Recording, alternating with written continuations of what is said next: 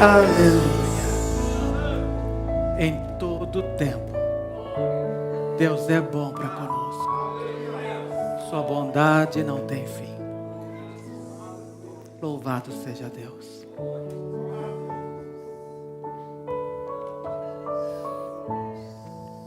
Faz muitos anos que eu tenho este livro como minha companhia. Eu me lembro quando adolescente que eu tomava em minhas mãos e eu tinha um hábito corriqueiro.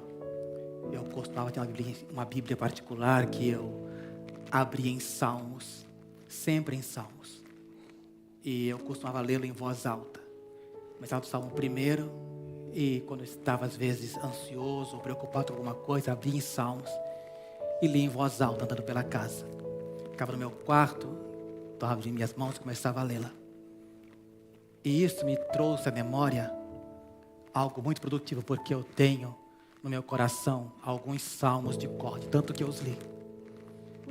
E é claro, quando você fala nesse livro santo, foram 1.600 anos que demorou para que esse livro fosse compilado e 40 ou mais escritores trabalharam, inspirados pelo Espírito Santo, para produzir este livro. Não obra de homens, mas obra do Espírito Santo de Deus. E é claro, irmãos, que embora fossem homens, você pode ver no Salmo especial que estes homens deixam impresso nessas páginas algumas características pessoais. E quando você lê Salmo, você vai perceber que ali tem sentimentos, tem frustrações, alegrias, adoração, decepção. Você vê que você vai encontrar aqui gratidão, você vai encontrar aqui queixas. E é interessante porque isso não anula o fato que esses homens tinham compromisso com Deus. Eu quero que você acompanhe comigo num dos salmos, Salmo 142, para você perceber isto. Salmo 142. Este é um dos salmos de Davi. E Davi ocupa 7 versículos, retratando o que havia acontecido com ele. Porque ele estava num momento de aperto, de perseguição, de isolamento. Ele estava escondido em uma caverna. Ele não sabia se tinha garantia de vida, se ele cumpriu o propósito de Deus na sua vida. Mas ele faz esta oração. E ele tem dúvidas como você e eu temos. Ele diz assim: oração no meio de grande perigo. Com a minha voz clamei ao Senhor. Com a minha voz ao Senhor supliquei. Derramei a minha queixa perante a sua face. Expus-lhe a minha angústia. Quando o meu espírito estava angustiado em mim, então conheceste a minha vereda. No caminho em que eu andava, ocultaram um laço. Olhei para a minha direita e vi, mas não havia quem me conhecesse. Refúgio me faltou. Vamos juntos agora? Só essa parte. Ninguém cuidou da minha alma. Ninguém cuida da minha alma. A ti, ó Senhor, clamei. Eu disse: Tu és o meu refúgio e a minha porção na terra dos viventes. Atende ao meu clamor, porque estou muito abatido. Livra-me dos meus perseguidores, porque são mais fortes do que eu. Tira a minha alma da prisão, para que louve o teu nome. Os justos me rodearão, pois me fizeste bem. Palavra do Senhor. Pai, nós queremos louvar o teu nome. Obrigado, Senhor, por permitir que mais uma vez estamos reunidos aqui, Senhor, para louvar o teu nome. E eu rogo, Pai, que o Teu Espírito Santo nos conduza, Senhor, para tratar deste assunto tão importante, meu Deus, que é o cuidado da alma. Pai, nos ensina, Senhor, como cuidar. Ó Pai, nós rogamos em nome de Jesus, fala conosco. Em nome de Jesus. Amém, amém. Amém. Os irmãos, assentem-se.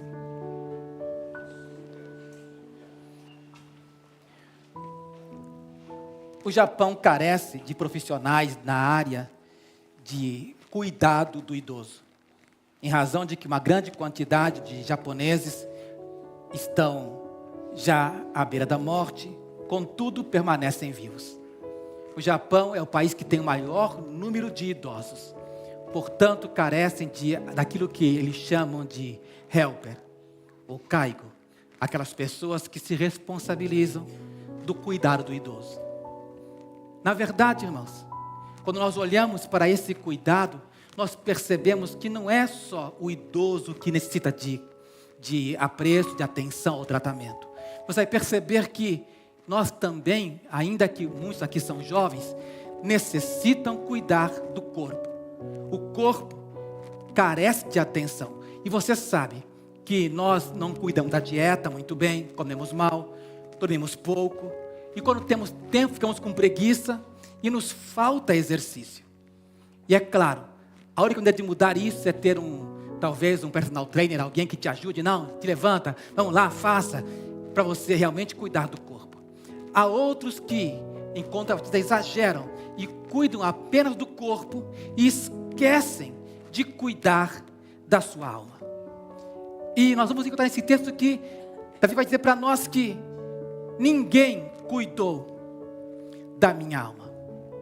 Então eu quero falar com os irmãos hoje aqui, quero tratar desse assunto que eu considero que é preponderante, porque você pode cuidar do corpo, pode ser que você envelheça, alguém cuide de você no futuro, mas se você não tiver ninguém que cuide da sua alma, ou se você mesmo não der a atenção, o tratamento que ela necessita, talvez você incorra num grave perigo. Então acompanhe comigo, vamos ver na palavra do Senhor que o cuidado do corpo é uma coisa necessária. Eu me lembro que quando jovem, naquela época, nas igrejas mais tradicionais, naquelas que eram igrejas mais fechadas dos costumes, não era possível para um jovem fazer exercício físico, porque era considerado pecado. Eu sou dessa época. Então a gente vai perceber, irmãos, que a gente perdeu uma grande oportunidade de cuidar do corpo, porque 1 Timóteo nos fala assim, 1 Timóteo capítulo de número 4, versículo 8, vai falar para nós que o exercício físico corporal para pouco aproveita, e esse pouco na verdade é muito. Por quê? A caridade para tudo é proveitosa. Quando você fala do corpo, é pouco proveitoso porque só vai aproveitar para o corpo. Porém, a caridade, ele está comparando, a caridade aproveita para tudo. Mas esse pouco, na verdade, é muito. Porque se você não cuidar do seu corpo, a sua alma vai sentir.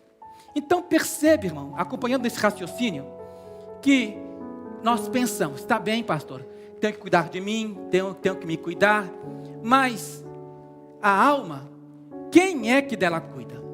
Será que é o psicólogo? Será que é o psicanalista? O psicoterapeuta? Ou até o psiquiatra? Quem é que cuida da alma? Você vai perceber comigo que esses profissionais, eles são importantes. Há pessoas que realmente carecem de um acompanhamento psicológico, mas isso não basta, porque na verdade, você vai perceber que a alma humana, ela se compõe das nossas emoções, vontades, sentimentos, mas quando nós falamos dos nossos sentimentos, não é apenas a maneira como você reage às situações, ou como você recebe as notícias. Não, irmãos, a alma vai mais além. Veja comigo, por exemplo, quando Deus cria o homem, diz que Deus criou o homem à sua imagem, conforme a sua semelhança. Deus cria o homem à sua imagem. Deus proveu para o homem um corpo. Será que Deus tem corpo? Sim, porque diz a Bíblia que o Senhor preparou o corpo para o seu filho, para que ele fosse morto por nós antes da fundação do mundo. O Senhor preparou um corpo para Jesus Cristo, para que ele pudesse vir sofrer por nossos pecados, ser o nosso grande Salvador Então ele preparou um corpo para o homem, sabendo já que seu filho um dia receberia corpo. E não é apenas isso, porque se o homem fosse apenas corpo não adiantaria nada, mas Deus soprou sobre ele o alento de vida e disse para o homem: seja feito alma vivente. O homem então passa a ser uma alma que tem vida. Porém essa vida da alma se perde no pecado.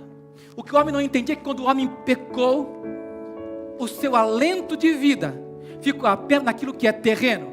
Ele fica com a sua alma, mas seu espírito simplesmente morre para Deus. E é necessário que esse espírito seja vivificado. O Senhor então envia Jesus Cristo.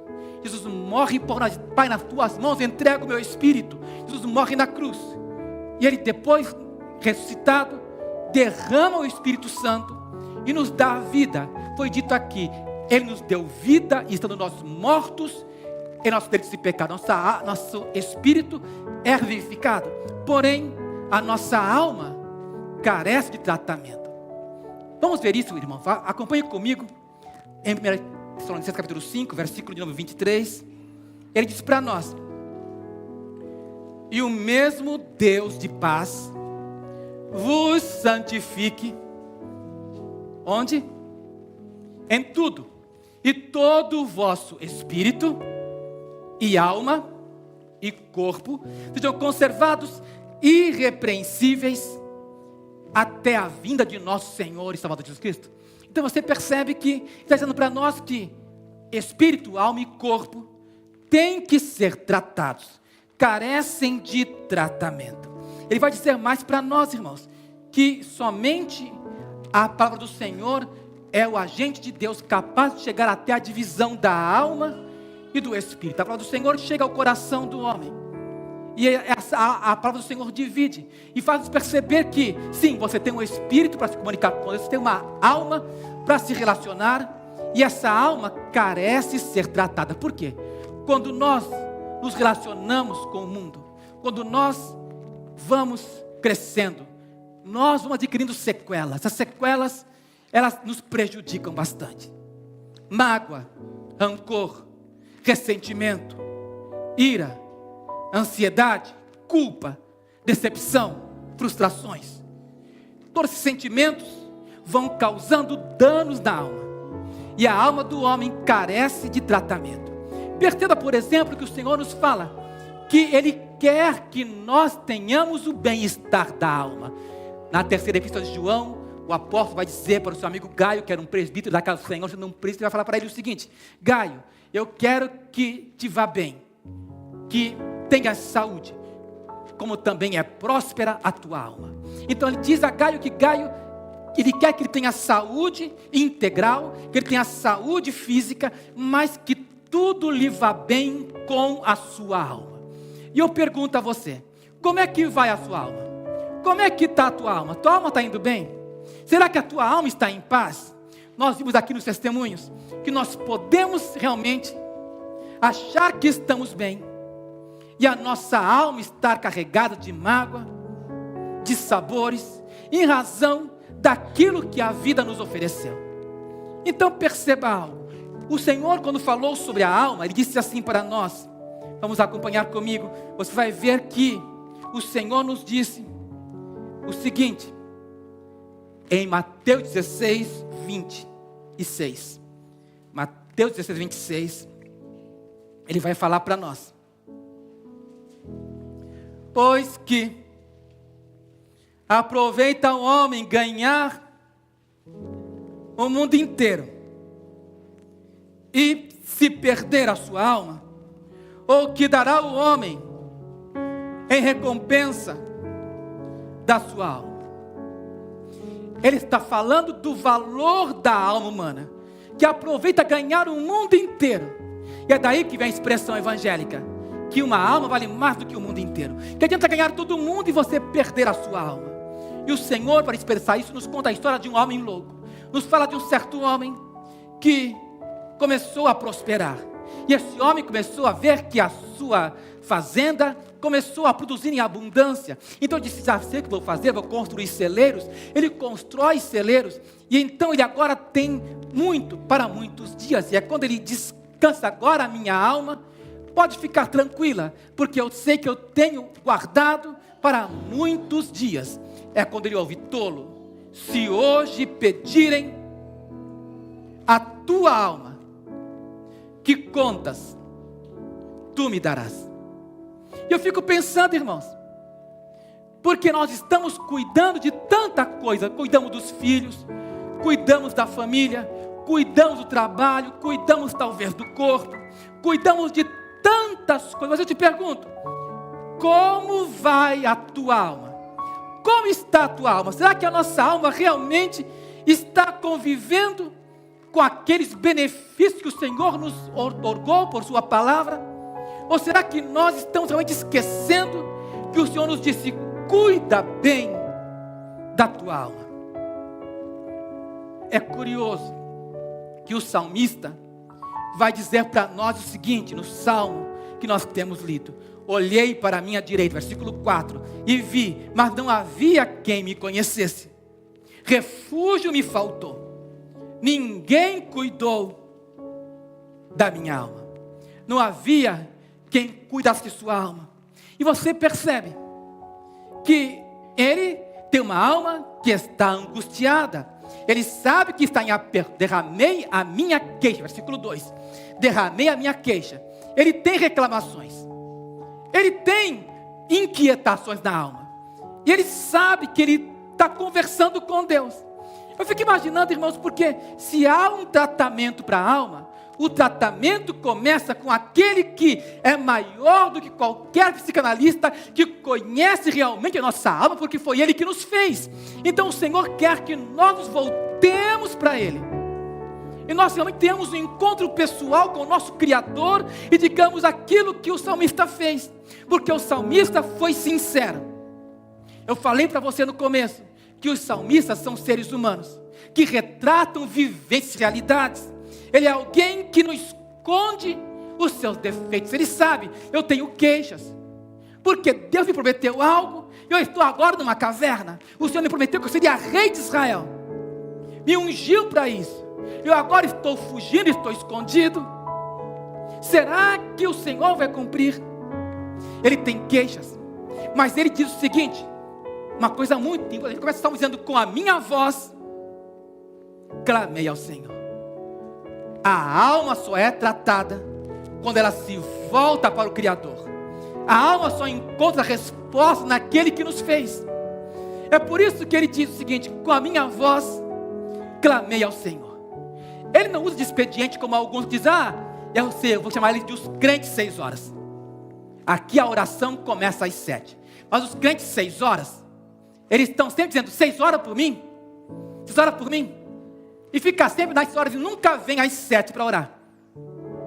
E aí a gente fica pensando no seguinte: esses crentes 6 horas nunca mudam. Por quê? Eles estão sempre aguardando que alguém cuide deles, que alguém cuide dos seus problemas, mas eles mesmos não entendem. Com a minha voz eu clamei ao Senhor. Isso não descarta a possibilidade de você pedir oração. Isso não te impede de reconhecer o valor de como nós tratamos a alma. Pastor, como é que se trata a alma? O próprio Senhor nos ensina. Vamos perceber, o Senhor então recebeu o corpo, nasceu de uma virgem, cresceu e agora está a alguns passos de passar pela cruz. Mas antes ele vai ao Getsemane. Ele então convida os seus discípulos, convida 3 amigos íntimos. Ele diz para os seus discípulos, para Pedro, Tiago e João: fiquem aqui comigo, orem comigo, porque a minha alma está em pavor e angustiada até a morte.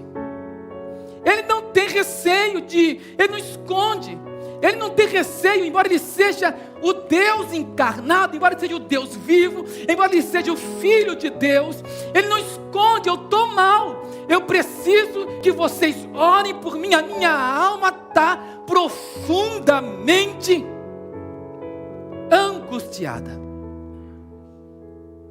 Os discípulos estão ali. O Senhor nos deu 2 respostas para tratar a alma. Primeiro, comunhão. Ninguém resolve problemas sozinho. Comunhão. ele entendeu que ele precisava de amigos. É tão bonito, irmão, quando você ou eu, no meio de um problema, dizemos, irmão, me ajuda. Vamos, e ele não, vamos orar, vamos subir um monte, vamos buscar a Deus. Quando nós realmente nos importamos uns com os outros, nós estamos cumprindo a lei de Cristo. Ele diz apenas, irmãos, não apenas comunhão, sim, comunhão, mas também oração. Orai. Ele diz, orai e vigiai para que não entreis em tentação. A oração nos dá uma resposta clara do que Deus espera de nós para cuidarmos de nossa alma.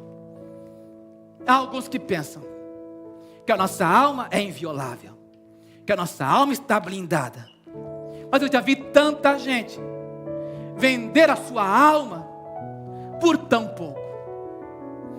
Me recordo de uma certa história que li há muitos anos atrás, de uma cantora famosa do início dos séculos 20, na Inglaterra, que ela foi criada na igreja, cantava na igreja, e ali havia um rapaz que tinha um chamado de Deus para ganhar almas, um evangelista. Os dois cresceram, só que ela decidiu ir para o mundo, porque o mundo a atraía, e sua alma atendeu ao apelo do mundo, e agora ela se tornou uma cantora pop, das mais famosas divas. E essa mulher agora estava com fama, nome reconhecido, e o rapaz começou a sua carreira como evangelista, começou a pregar de cidade em cidade, até que um dia coincidiu que essa mulher tinha um show, e terminado o show, ela saiu e viu uma placa em um certo lugar pequeno, estava escrito ali o nome do evangelista. Ela se acordou, é ele. Ele bateu saudade. Ela então resolve parar o carro. O motorista para, ela entra no lugar. E quando ela entra, pensou que não seria reconhecida. Ficou assustada ali, de repente, o evangelista viu, reconheceu e disse, eis aí, uma alma que entra neste lugar. E aqui começa o leilão de uma alma. Ele disse, o diabo está oferecendo por essa alma o mundo, a fama, riquezas, prazeres. Mas há um outro que oferta algo por tua alma. E eu pergunto, Jesus, o que é que tu ofereces para ela? E o Senhor disse, eu não ofereço, não posso oferecer a ela, não ofereço a ela riquezas, nem fama, nem talento, mas ofereço a minha presença, que estará sempre com ela todos os dias, cuidando e protegendo. Então ele perguntou, e tu, diabo, o que ofereces para ela na outra vida? O diabo rangeu os dentes, porque não tinha o que lhe oferecer. O que eu ofereço para ela é apenas para esta vida. Então ele perguntou, o pregador, emocionado, perguntou para o Senhor, Senhor, o que é que tu ofereces para esta alma? Aqui, nesta vida, haverá aflições, porém, na outra, eu me comprometo, que ela estará ao lado do meu Pai, ali haverá riquezas em glória, e tudo que é meu, eu reparto contigo. Quando ele acabou, aquela mulher estava em prantos, ajoelhada, reconhecendo que o seu Salvador não havia se esquecido dela. Irmãos, a nossa alma todos os dias é leiloada. São tantos apelos, mas o Senhor diz para você que se você se conservar em Jesus, firmado nele, sua alma não se perderá. A nossa alma pertence a Jesus. Cuida bem da tua alma. Você vai perceber comigo, por exemplo, que o Senhor vai dizer para nós que a alma, quando ela é cuidada, ela vai ser aquilo que nos fala no Salmo 23. Refrigera a minha alma. A nossa alma será uma alma que terá alívio no meio dos problemas. Sim, há problemas, não nego isso. Mas haverá alívio, irmãos, haverá a companhia do Senhor conosco, que nos promete que estará sempre conosco. Ele fala mais para nós, diz assim para nós, no Salmo 49, versículo 6, acompanhe comigo. diz que aqueles que confiam na sua fazenda e se gloriam na multidão das suas riquezas, nenhum deles, de modo algum, pode remir a seu irmão, ou dar a Deus o resgate dele, pois a redenção da sua alma é o quê? Caríssima. Irmão, a nossa alma tem um valor tão alto para Deus, ao ponto de Deus dar o seu próprio Filho para resgatar nossa alma. A redenção da sua alma é caríssima, e seus recursos se esgotariam antes. O Senhor vem dizer para nós, irmãos, ainda mais. Ele vem dizer para nós no Salmo de número 19, versículo 7. Ele veio para dizer para nós que a nossa alma tem que ser tratada à luz da palavra de Deus. Vem dizer assim, que a lei do Senhor é perfeita e refrigera a alma. A lei do Senhor, a palavra de Deus, ela trata com a nossa alma e nos restaura. Mas mais do que isso, o salmista entendeu e disse para nós que ele derramou a sua queixa perante o Senhor. E quando ele derramou a sua queixa, ele vai dizer o seguinte: ele vai dizer para o Senhor: Senhor, tira a minha alma da prisão. Ele vai pedir ao Senhor que o Senhor tire sua alma. O último versículo, capítulo de número 140, versículo 7, tira a minha alma da prisão. Ele entende que a mágoa, o rancor, que a culpa, a depressão, a ansiedade, a angústia, são celas que fecham a alma e que nos impedem de chegar a Deus. Está dizendo para nós que a única maneira de abrir a prisão da alma é quando nós nos arrependemos e pedimos ao Senhor: Senhor, tira a minha alma da prisão. Irmão, não é fácil. Eu fico pensando,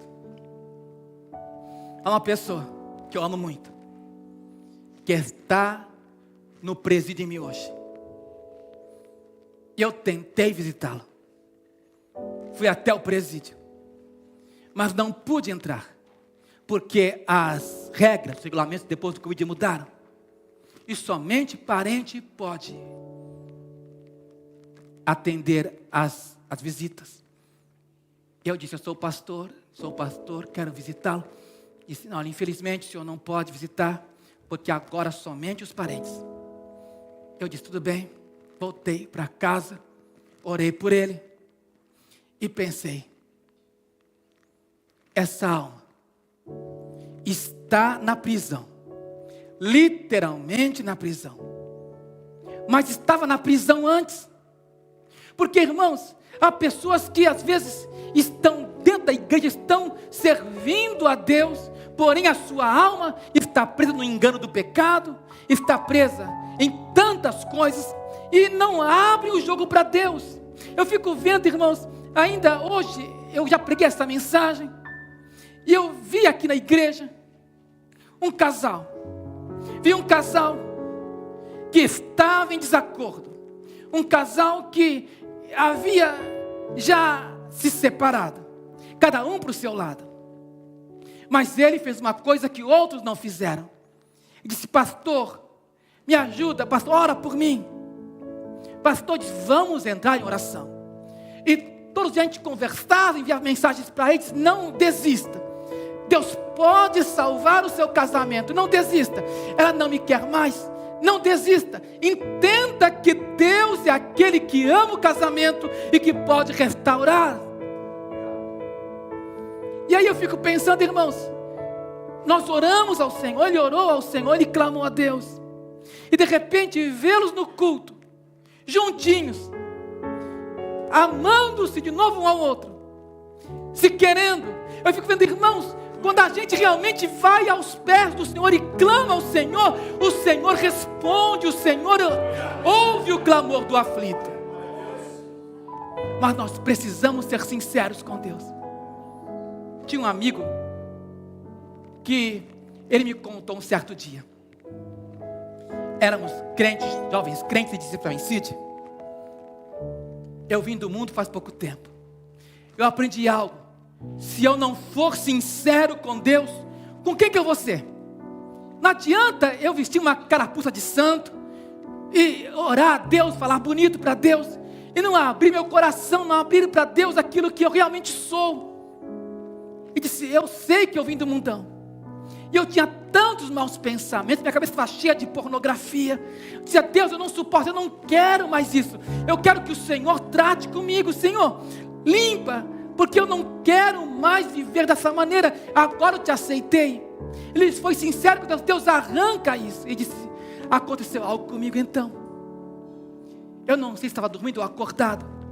Eu estava entre acordado e dormindo, quando de repente, duas mãos vieram sobre a minha cabeça, e parece que entravam na minha cabeça, e tiravam coisas que eu pensava, são meus pensamentos, algo que está acontecendo comigo, e ele queria acordar e não conseguia, e aquilo gentilmente ia tirando, como se fossem fotografias, ia tirando imagem daquilo que ele vivenciou, daquilo que ele viu, e de repente, ele acorda, e aí ele percebe, que daquele dia em diante algo mudou na vida dele.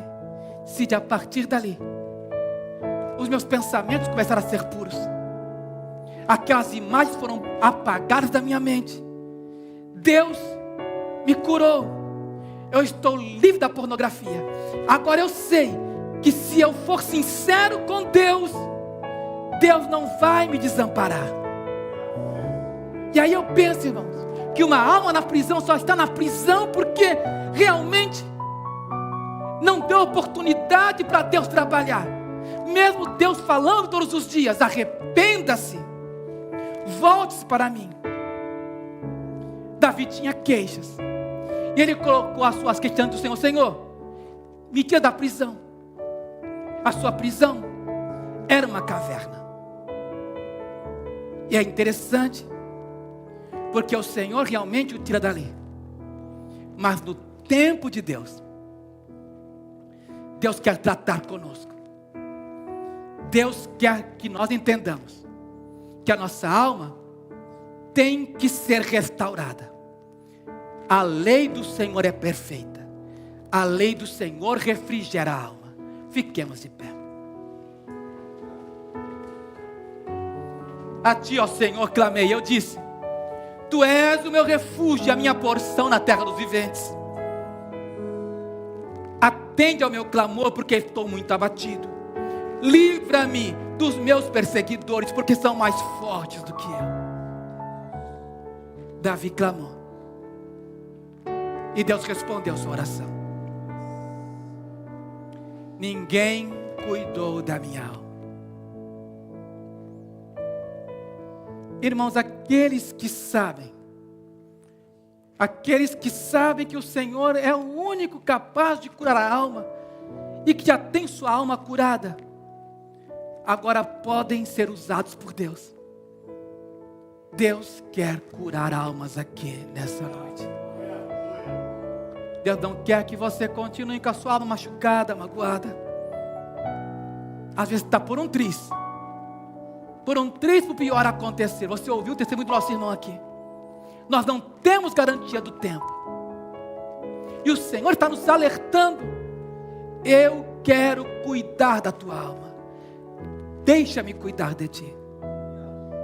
Feche os seus olhos. Aleluia. Senhor, Tu és aquele que cura a alma.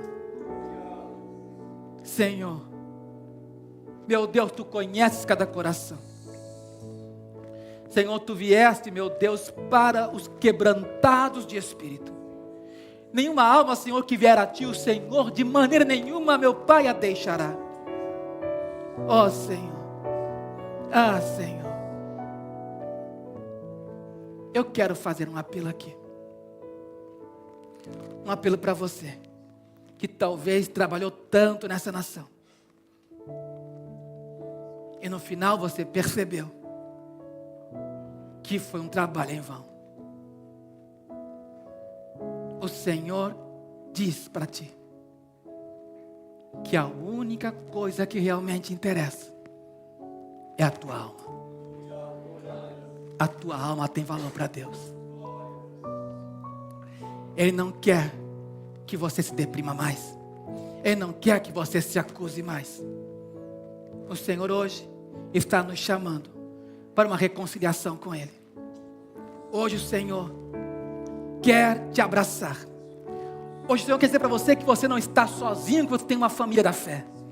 Que o Senhor está disposto a cuidar de você. Senhor, nós oramos. Deus, se alguém aqui nesta noite, Pai, Senhor, que ouviu a Tua palavra, e que hoje, Senhor, meu Deus, entendeu que não pode viver sem Ti. Pai, em nome de Jesus, Senhor, recebe, Senhor, meu Deus, esta alma.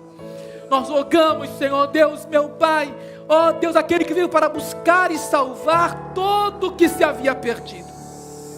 Senhor, nós clamamos pelo nome de Jesus, o nome que quebra cadeias, o nome sobre todo nome. Em nome de Jesus, toda mágoa, todo ressentimento, culpa, depressão, angústia, ansiedade, pânico, Pai, nós declaramos libertação em nome de Jesus.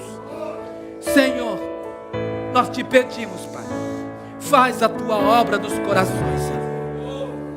Em nome de Jesus, Senhor. Em nome de Jesus. Amém, amém, amém. Se isto fez sentido para você, lembre-se, Jesus quer cuidar de você.